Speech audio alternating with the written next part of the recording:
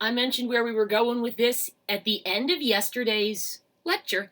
Today we're going from recruitment, where we were talking about bringing in extra muscle fibers, all or none response, hit that threshold stimulus, and increase your strength of contraction that way. And in this lecture, we're going through summation. Summation and recruitment might sound like the same thing initially, but it's a little bit different. Recruitment talks about bringing in more fibers, and summation is having the same fiber contract a number of times in sequence. So recruitment works on multiple muscle fibers. Summation is a property of a single muscle fiber. You can definitely have multiple muscle fibers doing this at the same time, but it doesn't add fibers. It changes one. In math, summation, to sum, to add up. For this case, the individual twitches. Each response adds up to make a sustained contraction. This is like if I want to take something heavy up the stairs. So the vacuum cleaner, the old vacuum cleaner was real big on this. I would move the vacuum cleaner up 1 step or 2 steps because it was awkward. I could usually do 2 steps at the most. I go up 1 step, I move it 2 more. Go up 1 step, move it 1 more. That gradual step upward got the vacuum cleaner to the top of the stairs. I didn't take it up 2 steps and down 2 steps, up 2 steps and down 2 steps. I took it up gradually, and every increase kept it at a higher level. So with a muscle, what summation does, and we'll look at the myograms at the bottom to get a better idea, is you receive multiple stimuli from the brain to the same muscle fiber, and every stimulus kicks in before the other one gets a chance to relax. In the single twitch we looked at, you went latent, contraction, relaxation. Latent, contraction, relaxation. But what if I did latent, contraction, partial relaxation, contraction, partial relaxation, contraction? I can keep this muscle fiber contracted rather than relaxing. Because if you think of it, what that twitch looks like says that all my muscles are able to do is contract and relax. That doesn't make sense because sometimes maybe I want to hold the water bottle up. Or I want to stand up, I want my legs under me, and I want them to stay that way. If I contract and relax, I'm going to be sitting on the ground. So, tetanus is a term that actually comes from this. Tetanus isn't just a disease.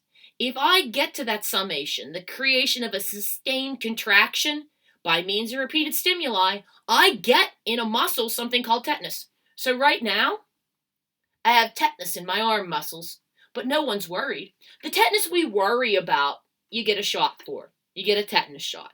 Every 10 years, or if you stick yourself on something nasty. The disease tetanus comes from a bacterium called Clostridium tetani that loves to live in warm, moist spots. It's gross. And if you stick yourself on a rusty nail, or in my case, you get a fish hook through your foot, you run the risk of that object having Clostridium tetani, the bacteria, on it. And it goes deep in your skin, and it loves to live in there. The gross thing about puncture wounds is the outside heals first, and then the inside. When I had the fish hook through my foot, it was the creepiest thing, because it bled for a couple days into the Band-Aid, but then the outside healed, and I was like, well, that's nice. It's not leaking. It's got a little scab. That's beautiful. And then like 6 or 7 days later, I felt like I had a stick in my foot. Little stick, bigger than a pine needle, smaller than a twig, jabbing, toothpick. Felt like there was a toothpick in my foot. And what it was the scab as the inside healed. I had gotten a tetanus shot. Was on antibiotics, so I knew it was clean, but it was that feeling of healing from the outside first, then in. And what that does in terms of the tetanus bacteria is it gives it a channel inside of you to live and reproduce and be gross. And its waste products act on your muscles and cause them to contract. If you Google tetanus, you'll probably see some nice, medical images of getting a tetanus shot, and you might see some old, 1800 drawings of horribly ill people in muscle spasm. Tetanus, the disease, will kill you because the diaphragm, the muscle that affects breathing, will cramp.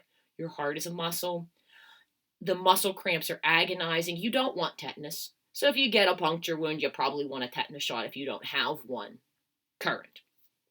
This tetanus, though, with your muscles, not bad. If I want to hold this bottle up, I need tetanus. I need a sustained muscle contraction. That's true for both the disease and the good process of tetanus. Here's when I want tetanus. My mother has this light in the kitchen. It's a joke. It doesn't weigh that much. It's probably like 25 pounds. And if you ask me to hold 25 pounds here, okay. I've tried to do that with the 80-pound dog lump, and it goes poorly. But she's like, take the light off so I can clean it. Okay, just hold it up there. And I'm holding this light, and holding the light goes okay for about 30 seconds, but then she's like, hold on, there's a stink bug. Hold on, there's a smear. Hold on, I didn't get this side. And my arms start to shake because it was cool at first, and then it's not cool anymore. Let me wipe this. I can't get this edge back in. Hold on, I missed a spot. I missed another spot. Look, another bug. And I'm shaking. But my arms are staying contracted. I have them locked in. Because my brain is saying, if you drop that light, it's coming down in your head, stupid. Why are you standing there? Why are you holding it up like that? Okay, I need tetanus at that point. If you look now at the myograms, remember the twitch, the shortest latent period, contraction and relaxation phases following, and if you look at the little orange arrows below, you'll see that that's a stimulus. A stimulus from your brain, a nerve impulse, makes that twitch happen. So in a single twitch, I get a single stimulus. The second picture shows summation. Look at the arrows. I got an arrow, and before I can relax totally, I get another arrow. And I get another arrow. Oh, look, I'm able to generate and keep a contraction. But if I really want this to go, if I really want a strong, nice, sustained contraction, if you look at the arrows below incomplete tetanus, my brain increases the number of stimuli even more. And if I increase even more, I get a pattern of complete tetanus. That's the light above my head. That's oh no. Incomplete tetanus shows a little bit of relaxation between your stimuli, and like summation gives you a jagged graph, you get that plateau with complete tetanus of a nice, strong muscle contraction. But if you look at the bottom, your brain has to know it's time to do this and continually supply stimuli to maintain that tetanus. So if I want a very nice muscle contraction, like me holding that light above my head, I need summation and I need recruitment. Not only do I need to keep muscle fibers contracted, I need to bring in the contraction. I need to bring in other fibers to the contraction. Recruit more fibers. So a summation occurs within a single fiber, but then I bring in more fibers and have summation enacted there also, giving a forceful contraction that's sustained of many muscle fibers. Muscle tone, when I think of muscle tone, I think of like I'm waving at you and my arm's waving in two separate places for poor muscle tone, but that's not what we mean here. Muscle tone in terms of contraction is a continual low-level contraction. Right now I'm talking to you standing up. My best guess is that you're watching me sitting down. One way or another, some muscles in us are staying contracted in order to keep us in this position. My leg muscles have to be contracted. If you've ever seen anybody at like a band concert or a chorus concert pass out standing up, you pass out and your legs don't hold you anymore, whether you rock forward, backward, or fall straight down. Once your brain isn't saying stand up, you aren't. Sitting down, ever see a kid sleep? Trying not to sleep in class. There was a head bobber. We had a head bobber in my calc class in college, and he would put his hat on backward and try writing with his pencil, and we were taking bets on how long till he stabbed himself in the eye with his eraser. Because as soon as he started to fall asleep, he would rock forward and rock back and rock.